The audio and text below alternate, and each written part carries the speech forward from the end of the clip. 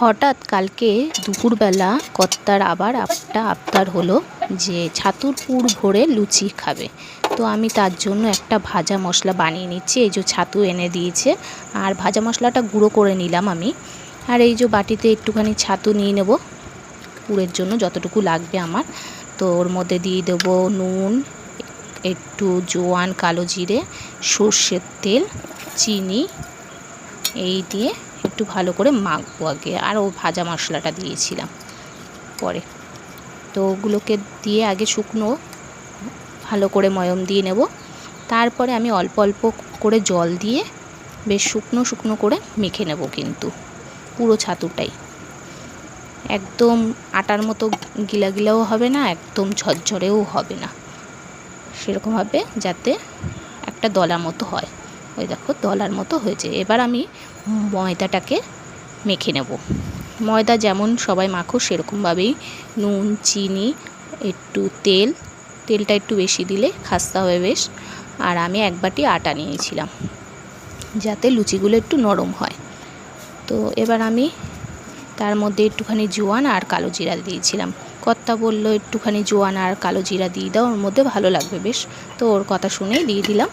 আর এবার আমি মেখে নিই। চলো, ময়দাটাকে মেখে নিয়েছি, একটু লেচি বানিয়ে দিলাম ওকে। আর ও কিন্তু বেশ আমার সঙ্গে বসে বসে দিব্যি সব লেচির মধ্যে পুর ভরে ভরে বেলতে শুরু করে দিল। প্রত্যেকটা মধ্যে কিন্তু পুর ভরা আছে। দুজনে মিলে পুর ভরলাম আর বেলতে শুরু করলো। আমি ওকে বললাম যে তুমি বেলে দাও, নাহলে আমি যদি একা একা বেলি আর ভাজতে থাকি তাহলে অনেকটা কিন্তু রাত হয়ে যাবে।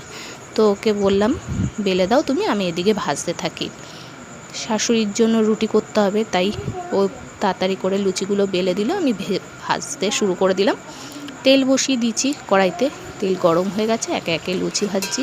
আর এর মধ্যেই মেয়ে ওই ঘর থেকে এই ঘরে এসেই বলছে বাবার তো একটা ভিডিও করলে ভালো হয়, বাবা এদিকে লুচি বেলছে এটা দেখে। তো ওর বাবা বলছে, এই বকা দিচ্ছে যে না একদম ভিডিও করবি না, আমার বকা দিচ্ছে। কিন্তু মেয়েকে আমি ইশারায় বললাম তুই একটু ভিডিও করে রাখ তোর বাবার জন্য। তো ওই দেখো তার মধ্যেই মেয়ে কিন্তু চুপি চুপি ভিডিও করছে আর ওর বাবা রেগে যাচ্ছে। একদম তেল ছাড়া দেখো কত সুন্দর গোল গোল করে লুচি বেলছে। আমি দেখেই অবাক হয়ে যাচ্ছি যে এক ফোঁটা তেল লাগছে না। আর আমি যখন লুচি বেলি তো কতখানি করে তেল দিই। তার জন্য ওর লুচি বেলার দেখে আমি ওকে বলেছি যে চলো আমরা একটা খাবার দোকানই খুলে ফেলি, তুমি লুচি করবে, আমি নয় তরকারিটা করে দেবো।